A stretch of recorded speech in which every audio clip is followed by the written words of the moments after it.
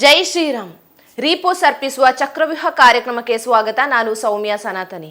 ನಮ್ಮ ಟಿವಿ ಕ್ರಮದ ಎಲ್ಲ ಕಾರ್ಯಕ್ರಮಗಳ ನೋಟಿಫಿಕೇಶನ್ ನಿಮಗೆ ಸಿಗಬೇಕಂತ ಹೇಳಿದ್ರೆ ನಮ್ಮ ಟಿವಿ ಕ್ರಮ ಚಾನಲನ್ನು ಸಬ್ಸ್ಕ್ರೈಬ್ ಮಾಡಿ, ಹಾಗೆ ಬೆಲ್ ಬಟನ್ ಕ್ಲಿಕ್ ಮಾಡೋದನ್ನ ಖಂಡಿತ ಮರಿಬೇಡಿ. ವೀಕ್ಷಕರೇ, ಅಮೆರಿಕ ತಂಟೆಗೆ ಸಾಧಾರಣ ಯಾರೂ ಹೋಗೋದಿಲ್ಲ.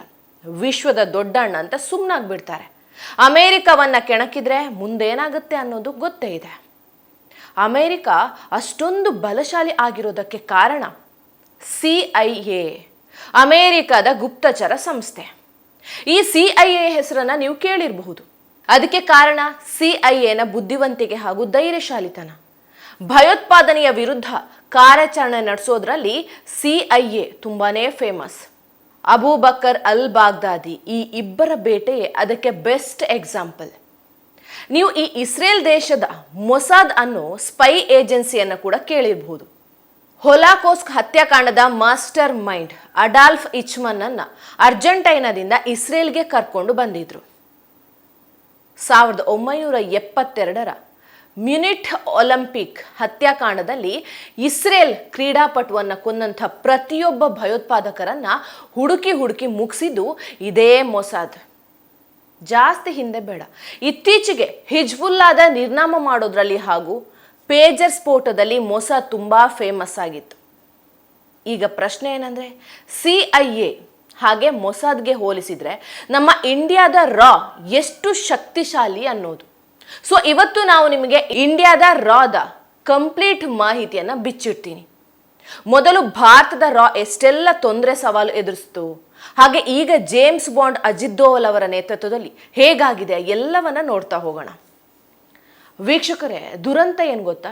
ಒಂದು ಟೈಮಲ್ಲಿ ಭಾರತದ ಕೇಂದ್ರ ಗೃಹ ಸಚಿವರು ರಾ ರಚನೆಯನ್ನ ವಿರೋಧಿಸಿದ್ರು. ಅಷ್ಟೇ ಅಲ್ಲ, ಇನ್ನೊಂದು ದೊಡ್ಡ ದುರಂತ ಅಂದ್ರೆ ಪ್ರಧಾನಿಯಾಗಿದ್ದಂಥ ಮೊರಾರ್ಜಿ ದೇಸಾಯಿ ರಾ ವಿರುದ್ಧವೇ ಕೆಲಸ ಮಾಡಿದ್ರು. 1970ರಲ್ಲಿ ರಾ ತಂಡ ಒಂದು ಅದ್ಭುತವಾದ ಮಾಹಿತಿಯನ್ನ ಕಲೆ ಹಾಕಿತ್ತು. ಪಾಕಿಸ್ತಾನ ಪರಮಾಣು ಶಸ್ತ್ರಾಸ್ತ್ರವನ್ನ ಎಲ್ಲಿ ಮತ್ತು ಹೇಗೆ ಅಭಿವೃದ್ಧಿ ಪಡಿಸಿದ್ದಾರೆ ಅನ್ನೋ ರಹಸ್ಯವನ್ನ ಕಂಡುಹಿಡಿಯುತ್ತೆ. ಆ ರಹಸ್ಯವನ್ನ ತಂದು ಪ್ರಧಾನಿ ಮೊರಾರ್ಜಿ ದೇಸಾಯಿ ಅವರ ಕೈಗೆ ನೀಡಿದಾಗ ಮೊರಾರ್ಜಿ ದೇಸಾಯಿ ಅವರು ಬೇರೆ ದೇಶದ ವಿಷಯದಲ್ಲಿ ಮೂಗು ತುರಿಸಬಾರ್ದು ಅಂತ ಹೇಳಿದ್ರು. ಜೊತೆಗೆ ಪಾಕಿಸ್ತಾನದ ಅಧ್ಯಕ್ಷರಿಗೆ ಫೋನ್ ಮಾಡಿ ನಿಮ್ಮ ಮಾಹಿತಿಯನ್ನ ನಮ್ಮ ಗುಪ್ತಚರ ಇಲಾಖೆ ಕಂಡು ಹಿಡಿದಿದ್ದಾರೆ ಅಂತ ಹೇಳಿದ್ರಂತೆ. ಹೀಗೆ ರಾ ಸಾಕಷ್ಟು ಸವಾಲುಗಳನ್ನ ಮೊದಲಿಂದಲೂ ಎದುರಿಸ್ಕೊಂಡು ಬಂದಿತ್ತು. ಆದರೆ ಇವತ್ತು CIA ಮತ್ತು ಮೊಸಾದ್ ಕೂಡ ರಾದ ಶಕ್ತಿಯನ್ನ ಗೌರವಿಸುತ್ತೆ. ಭಾರತದಲ್ಲಿ ಗುಪ್ತಚರ ಸಂಸ್ಥೆ ಬ್ರಿಟಿಷ್ ಸಾಮ್ರಾಜ್ಯದಲ್ಲಿ ಆರಂಭ ಆಗಿತ್ತು. 20 ಶತಮಾನದ ಆರಂಭದಲ್ಲಿ ರಾಷ್ಟ್ರೀಯವಾದಿಗಳು ಮತ್ತು ಕ್ರಾಂತಿಕಾರಿಗಳು ಬ್ರಿಟಿಷರಿಗೆ ದೊಡ್ಡ ತಲೆನೋವಾಗಿತ್ತು. ಈ ಕ್ರಾಂತಿಕಾರಿಗಳನ್ನ ಎದುರಿಸೋಕೆ ಅಂತ ಬ್ರಿಟಿಷರು 1904ರಲ್ಲಿ ಸೆಂಟ್ರಲ್ ಸ್ಪೆಷಲ್ ಬ್ರಾಂಚ್ ಎಂಬ ಗುಪ್ತರ ಸಂಸ್ಥೆಯನ್ನ ರಚಿಸಿದ್ರು.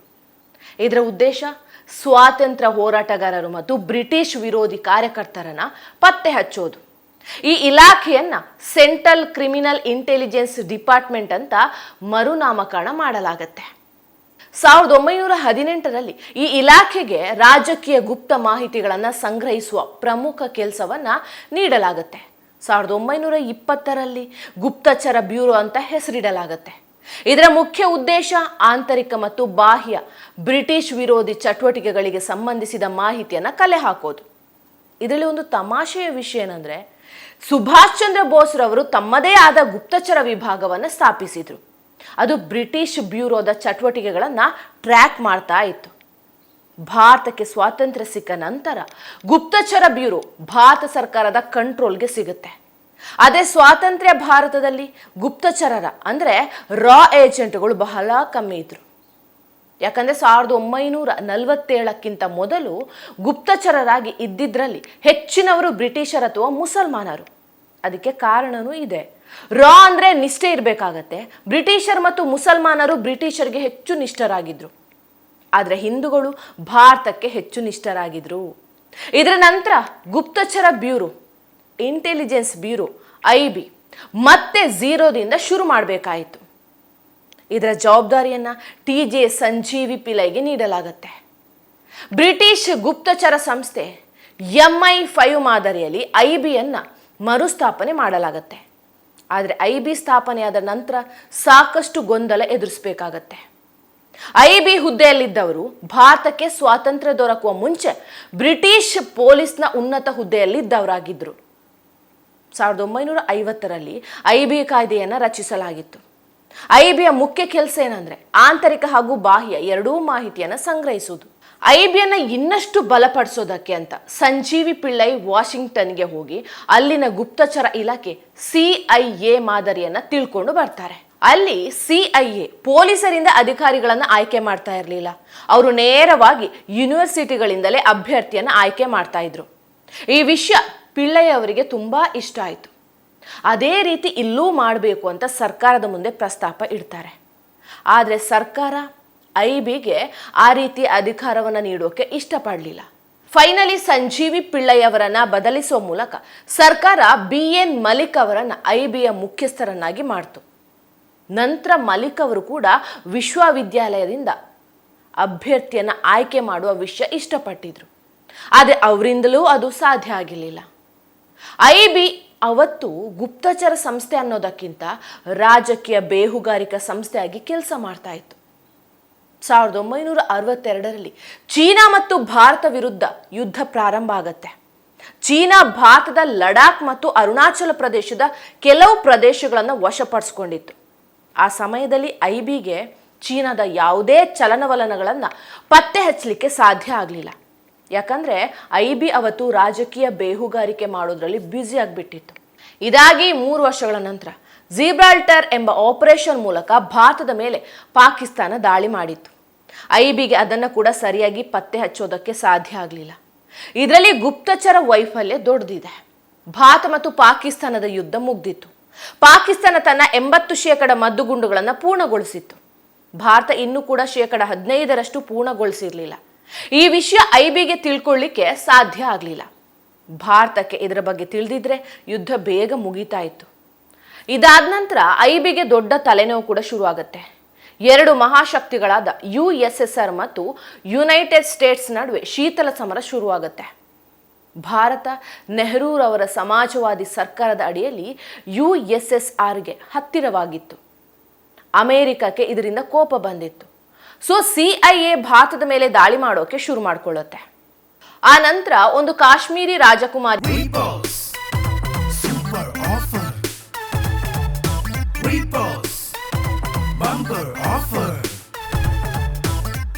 ರೀಪೋಸ್ ಮ್ಯಾಟ್ರೆಸ್ ಅನ್ನು ಖರೀದಿಸಿ ಸ್ಮಾರ್ಟ್ ಟಿವಿಯನ್ನು ಉಚಿತವಾಗಿ ಪಡೆಯಿರಿ. ರೀಪೋಸ್ ಮ್ಯಾಟ್ರೆಸ್. ವಿಮಾನ ಅಪಘಾತ ಆಗತ್ತೆ. ಅದರಲ್ಲಿ ಚೀನಾದ ಪ್ರಧಾನಿ ಭಾರತಕ್ಕೆ ಭೇಟಿ ನೀಡೋರಿದ್ರು ಅನ್ನೋ ವಿಷಯ ಗೊತ್ತಾಗಿತ್ತು. ಅಚ್ಚರಿ ಏನಂದ್ರೆ ಆ ಅಪಘಾತವನ್ನ CIA ಬೇಕಂತಲೇ ಮಾಡಿಸಿತ್ತು. ಭಾರತ ಮತ್ತು ಚೀನಾದ ನಡುವೆಯ ಬೆಳೀತಾ ಇದ್ದಂತಹ ಸಂಬಂಧವನ್ನ ಹಾಳು ಮಾಡೋಕೆ CIA ಉದ್ದೇಶಪೂರ್ವಕವಾಗಿ ಆ ವಿಮಾನ ಅಪಘಾತವನ್ನ ಮಾಡತ್ತೆ. ಅಷ್ಟೇ ಅಲ್ಲ, ಲಾಲ್ ಬಹದ್ದೂರ್ ಶಾಸ್ತ್ರಿ ಮತ್ತು ಹೋಮಿ ಬಾಬಾ ಅವರನ್ನ CIAನೇ ಹತ್ಯೆ ಮಾಡಲಾಗಿದೆ ಅಂತಲೂ ಹೇಳಲಾಗತ್ತೆ. ಅಮೆರಿಕಕ್ಕೆ ನೇರ ಬೆದರಿಕೆ ಸೃಷ್ಟಿಸುತ್ತಿದ್ದಕ್ಕೆ ಲಾಲ್ ಬಹದ್ದೂರ್ ಶಾಸ್ತ್ರಿ ಮತ್ತು ಹೋಮಿ ಬಾಬಾ ಅವರನ್ನ CIA ಹತ್ಯೆ ಮಾಡಿತ್ತು. ಹೋಮಿ ಬಾಬಾ 1965ರಲ್ಲಿ ಭಾರತವು ಪರಮಾಣು ಮಹಾಶಕ್ತಿಯಾಗುತ್ತೆ ಅಂತ ಹೇಳಿದ್ರು. ಅದನ್ನ ಅಮೆರಿಕಕ್ಕೆ ಸಹಿಸಿಕೊಳ್ಳೋಕೆ ಆಗಲಿಲ್ಲ. ಈ ವಿಷಯದ ಬಗ್ಗೆ ಐಬಿಗೆ ಕೂಡ ಯಾವುದೇ ಮಾಹಿತಿ ಸಿಕ್ಕಿರಲಿಲ್ಲ. 1966ರಲ್ಲಿ ಇಂದಿರಾ ಗಾಂಧಿ ಪ್ರಧಾನಿ ಆಗ್ತಾರೆ. ಇಂದಿರಾ ಗಾಂಧಿ ಅವರು ಭಾರತದ ಗುಪ್ತಚರ ಸಂಸ್ಥೆ ಮತ್ತು ರಾಷ್ಟ್ರೀಯ ಭದ್ರತೆಯನ್ನ ತುಂಬಾ ಸೀರಿಯಸ್ ಆಗಿ ತೆಗೆದುಕೊಳ್ತಾರೆ. ಹೇಗೆ ಅಮೆರಿಕದಲ್ಲಿ CIA ಹಾಗೂ ಬ್ರಿಟನ್ನಲ್ಲಿ MI6 ಇದೆಯೋ ಹಾಗೆ ಭಾರತದಲ್ಲೂ ಗುಪ್ತಚರ ಇಲಾಖೆಯನ್ನು ಬಲಪಡಿಸೋದಕ್ಕೆ ಮುಂದಾಗ್ತಾರೆ. ಇಂದಿರಾ ಗಾಂಧಿ ಅವರು ಭಾರತದ ರಾಷ್ಟ್ರೀಯ ಭದ್ರತೆಗೆ ಹೆಚ್ಚಿನ ಆದ್ಯತೆ ನೀಡಿದರು. ಐಬಿಯನ್ನ ಅಭಿವೃದ್ಧಿ ಪಡಿಸ್ತಾರೆ. ಹಾಗೆ ಕ್ಯಾಬಿನೆಟ್ ಕಾರ್ಯದರ್ಶಿ DS ಜೋಶಿ ಅವರ ಶಿಫಾರಸಿನ ಮೇಲೆ ಈ ಸಂಸ್ಥೆಯ ಹೆಸರು ರಾ ರಿಸರ್ಚ್ ಅಂಡ್ ಅನಾಲಿಸಿಸ್ ವಿಂಗ್ ಅಂತ ಹೆಸರಿಡಲಾಯಿತು.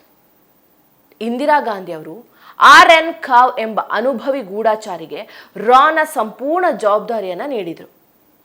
RN ಖಾವ್ ಒಬ್ಬ ಕಾಶ್ಮೀರಿ ಹಿಂದೂ ಆಗಿದ್ರು. ಅವರು ಭಾರತದ ಶ್ರೇಷ್ಠ ಗೂಢಚಾರರಲ್ಲಿ ಒಬ್ಬರಾಗಿದ್ರು. ಇವರು 1982ರಲ್ಲಿ ರಾಷ್ಟ್ರೀಯ ಭದ್ರತಾ ಸಿಬ್ಬಂದಿಯ ರಚನೆಯಲ್ಲಿ ಪ್ರಮುಖ ಪಾತ್ರ ವಹಿಸಿದ್ರು. ಅದೇ ವ್ಯಕ್ತಿ ಐಬಿಯ ಜಂಟಿ ನಿರ್ದೇಶಕರಾಗಿದ್ರು. ಹಾಗೆ ನೆಹರು ಅವರ ಭದ್ರತಾ ಅಧಿಕಾರಿಯಾಗಿದ್ರು. ಇಂದಿರಾ ಗಾಂಧಿ ಅವರು ರಾ ಅಭಿವೃದ್ಧಿಗೋಸ್ಕರ ಅವರಿಗೆ ಫ್ರೀ ಹ್ಯಾಂಡ್ ನೀಡಿದರು. ಆರ್.ಎನ್. ಕಾವ್ ಅವರು CIA, ಮೊಸಾದ್, ಜಪಾನಿನ ಹಾಗೂ ಫ್ರೆಂಚ್ ಗುಪ್ತಚರರ ಅಧ್ಯಯನ ಮಾಡಿದರು. ಹಾಗೆ ರಾನ ಒಂದು ಬ್ಲೂ ಪ್ರಿಂಟ್ ರೆಡಿ ಮಾಡ್ಕೊಳ್ತಾರೆ. ಆರ್.ಎನ್. ಕಾವ್ ಯಾವುದೇ ಗೂಢಾಚಾರರ ಹೆಸರು, ಅಡ್ರೆಸ್, ಫೋಟೋ ಯಾವುದು ರೆಕಾರ್ಡ್ನಲ್ಲಿ ಇರಬಾರ್ದು, ಅವರು ನಮ್ಮ ರಾ ಅಂತ ಯಾರಿಗೂ ಗೊತ್ತಾಗಬಾರ್ದು, ಯಾವುದೇ ಐಡೆಂಟಿಟಿ ಕೂಡ ಇರಬಾರ್ದು ಅಂತ ಮಾಡ್ತಾರೆ. ರಾನ ಹೊಸ ರಚನೆ IBಗೆ ಸ್ವಲ್ಪವೂ ಇಷ್ಟ ಇರಲಿಲ್ಲ.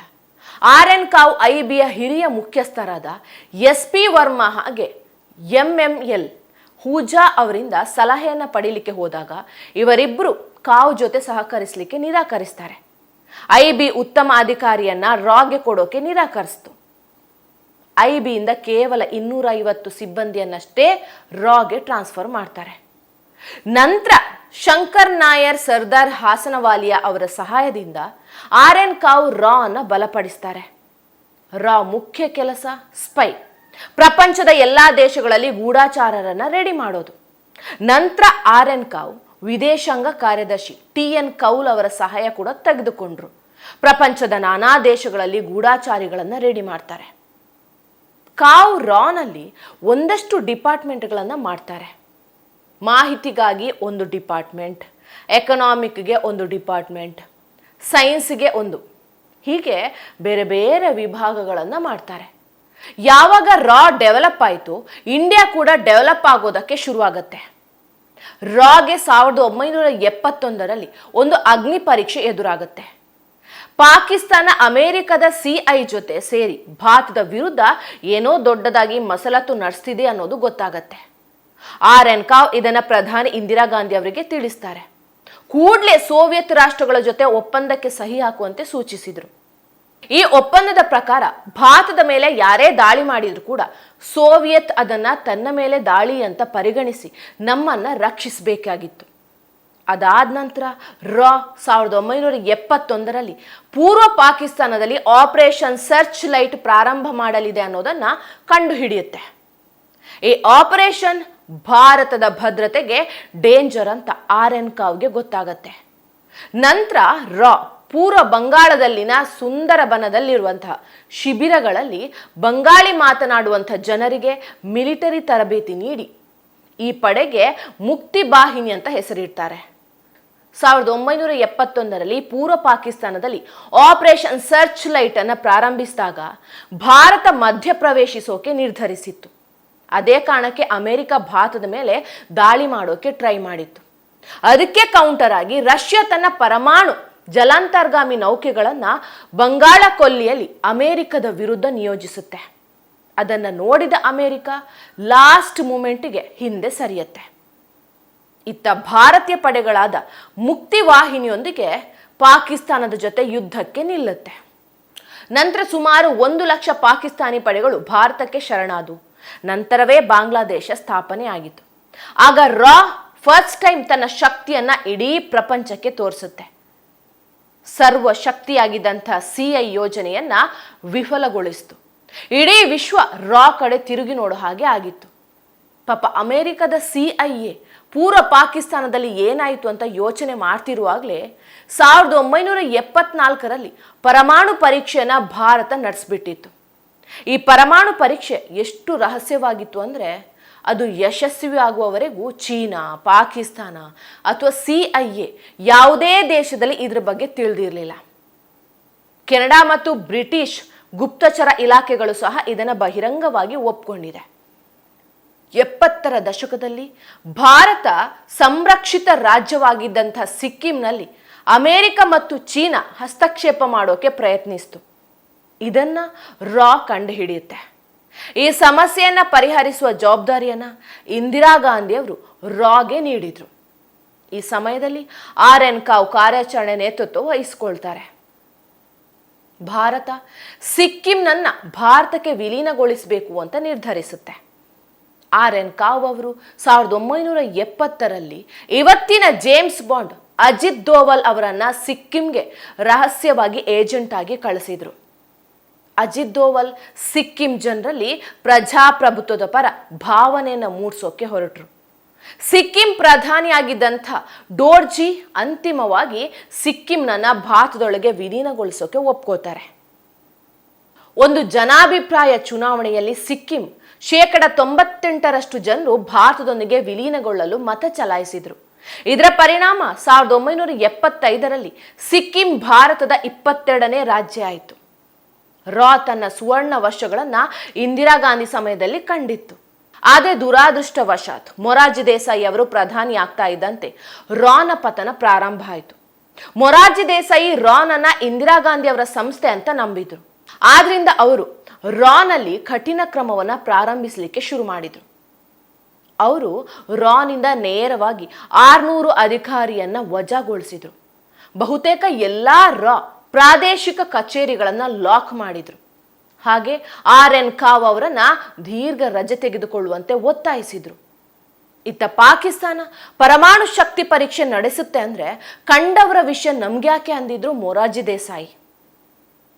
ವಾಸ್ತವವಾಗಿ ಆ ಸಮಯದಲ್ಲಿ ರಾ ಹಾಗೂ ಮೊಸಾದ್ ಉತ್ತಮ ಸಂಬಂಧವನ್ನ ಹೊಂದಿತ್ತು. ಈ ವಿಷಯ ಇಸ್ರೇಲ್ಗೆ ತಿಳಿದಾಗ ಇಸ್ರೇಲ್ ಪಾಕಿಸ್ತಾನದ ನಡುವೆ ದೊಡ್ಡ ಸಂಘರ್ಷ ನಡೆದಿತ್ತು. ಆಗ ಇಸ್ರೇಲ್ ಭಾರತದಲ್ಲಿ ತನ್ನ ಯುದ್ಧ ವಿಮಾನಗಳಿಗೆ ಇಂಧನ ತುಂಬಿಸೋಕೆ ಮುಂದಾಗಿತ್ತು. ಆದರೆ ಮೊರಾರ್ಜಿ ದೇಸಾಯಿ ಅವರು ಅದಕ್ಕೆ ಅನುಮತಿಯನ್ನ ಕೊಡಲಿಲ್ಲ. ನಂತರ ಕಾರ್ಗಿಲ್ ಯುದ್ಧ ನಡೆಯುತ್ತೆ. ಕಾರ್ಗಿಲ್ ಯುದ್ಧಕ್ಕೂ ಸ್ವಲ್ಪ ಮೊದಲು ಪಾಕಿಸ್ತಾನ ಕಾರ್ಗಿಲ್ ಎದುರು ತನ್ನ ಪಿರಂಗಿ ಮತ್ತು ರೆಜಿಮೆಂಟ್ಗಳನ್ನು ಸ್ಥಾಪಿಸಿತ್ತು. ರಾ ಈ ವಿವರವನ್ನ ಭಾರತೀಯ ಸೈನಿಕರಿಗೆ ರವಾನಿಸುತ್ತೆ. ಆದರೆ ಗಡಿಕಾವಲು ಪಡೆಯ ಮಿಲಿಟರಿ ಈ ವಿಷಯವನ್ನ ನಿರ್ಲಕ್ಷ್ಯ ಮಾಡುತ್ತೆ. ಕೇಂದ್ರದಲ್ಲಿ ಮತ್ತೆ ದುರ್ಬಲ ಸರ್ಕಾರ ಬರುತ್ತೆ. ಇಂದಿರಾ ಗುಜ್ರಾಲ್ ಪ್ರಧಾನಿ ಆಗ್ತಾರೆ. ಆಗ ರಾ ಮತ್ತು ದುರ್ಬಲ ಆಗತ್ತೆ. ಅವರು ರಾ ಏಜೆಂಟ್ಗಳ ವಿವರವನ್ನ ಪಾಕಿಸ್ತಾನದ ಸರ್ಕಾರಕ್ಕೆ ನೀಡಿದರು. ಅವರೆಲ್ಲರೂ ಕೊಲ್ಲಲ್ಪಟ್ರು. ಅದನ್ನು ಹೊರತುಪಡಿಸಿ ನಮ್ಮ ಉಪರಾಷ್ಟ್ರಪತಿಯಾದಂಥ ಹಮೀದ್ ಅನ್ಸಾರಿ ಇರಾನ್ನಲ್ಲಿದ್ದಂಥ ಎಲ್ಲ ಏಜೆಂಟ್ಗಳ ಬಗ್ಗೆ ವಿವರಗಳನ್ನು ಇರಾನ್ಗೆ ನೀಡಿದರು. ಎಲ್ಲ ಏಜೆಂಟ್ಗಳು ಕೊಲ್ಲಲ್ಪಟ್ರು. ಇದು ರಾನ ಕರಾಳ ಸಮಯ ಆಗಿತ್ತು. ನಂತರ 2005ರಲ್ಲಿ ಅಜಿತ್ ದೋವಲ್ನವರು ರಾ ಜೊತೆ ಸೇರಿ ಭೂಗತ ಪಾತಕಿ ದಾವೂದ್ನನ್ನ ನಿರ್ಮೂಲನೆ ಮಾಡಲಿಕ್ಕೆ ಒಂದು ಯೋಜನೆಯನ್ನು ರೂಪಿಸಿದ್ರು.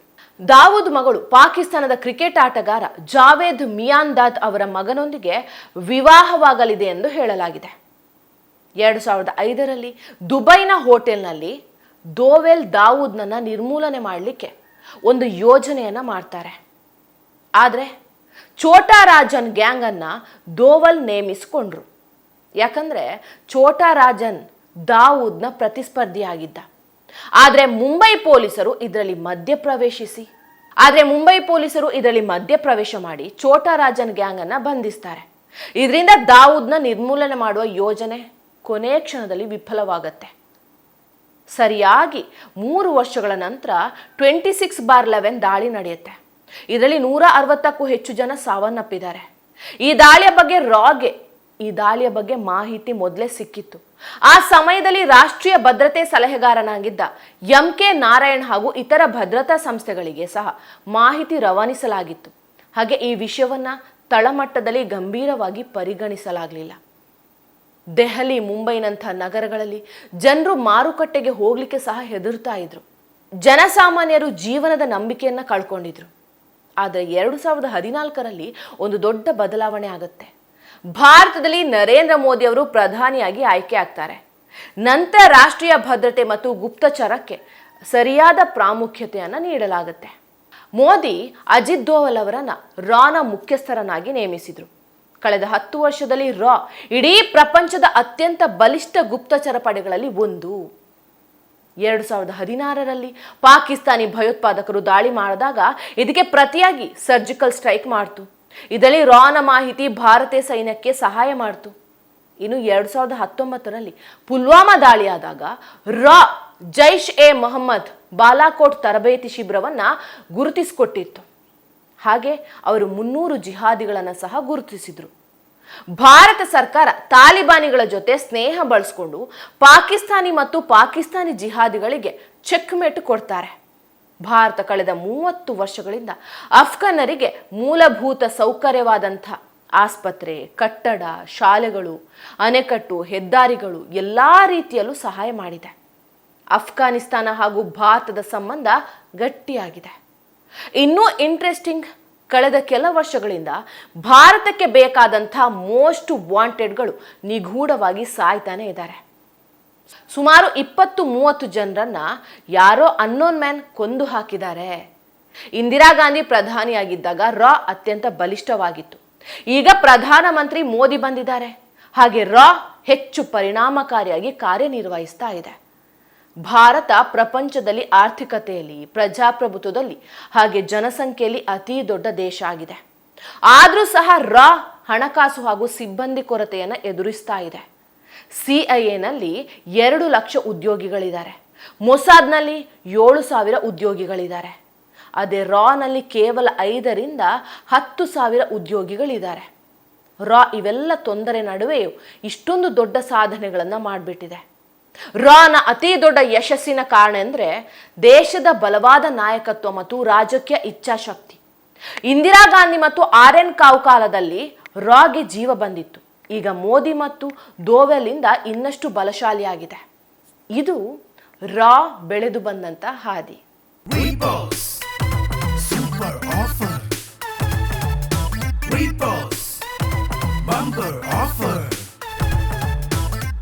ರೀಪೋಸ್ ಮ್ಯಾಟ್ರೆಸ್ ಅನ್ನು ಖರೀದಿಸಿ ಸ್ಮಾರ್ಟ್ ಟಿವಿಯನ್ನು ಉಚಿತವಾಗಿ ಪಡೆಯಿರಿ. ರೀಪೋಸ್ ಮ್ಯಾಟ್ರೆಸ್.